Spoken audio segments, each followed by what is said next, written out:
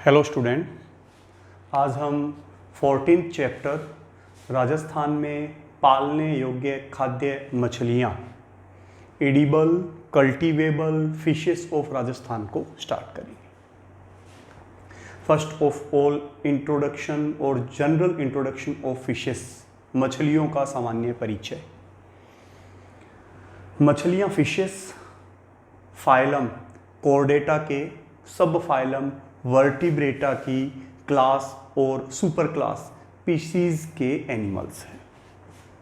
Chordata संघ के vertebrata उपसंघ की वर्ग या हम महावर्ग स्पीशीज के सदस्य मछलियों को कहते हैं।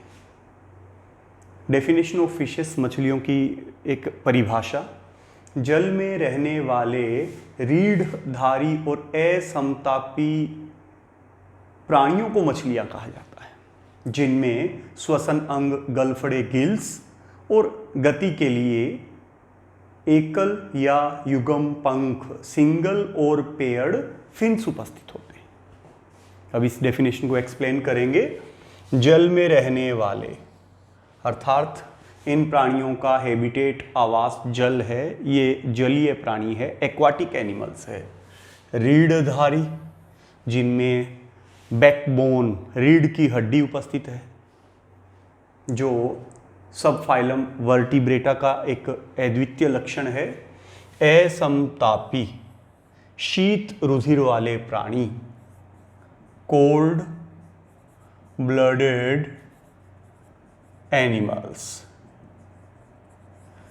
ये ऐसे एनिमल्स होंगे जिनके शरीर का ताप, बॉडी टेम्परेचर कांस्टेंट नियत नहीं होता, वातावरण के तापमान के अनुसार इनके शरीर का तापमान भी परिवर्तित होता है। कोल्ड ब्लडेड एनिमल्स, असमतापी प्राणी। जल में रहने वाले प्राणी है तो इनमें रेस्पिरेटरी ऑर्गन्स गलफड़े या गिल्स होंगे और ये जल में एकल या युग्मित सिंगल और पेयर्ड फिन्स की हेल्प से ये जल में गति करते हैं।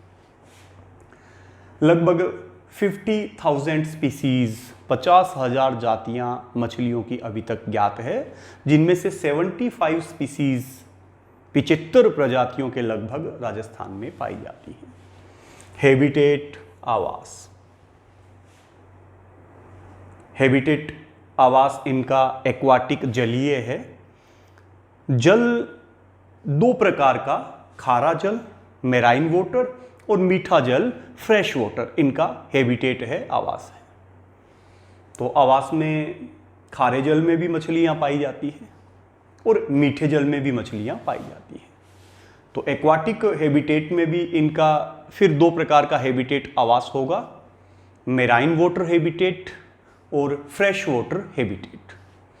खारे जल में रहने वाली समुद्री मछलियां मीन्स मेराइन वाटर फिशेस, समुद्र के अंदर अथवा खारी पानी की झीलों के अंदर, और मीठे जल में रहने वाली मछलियां फ्रेश वाटर फिशेस।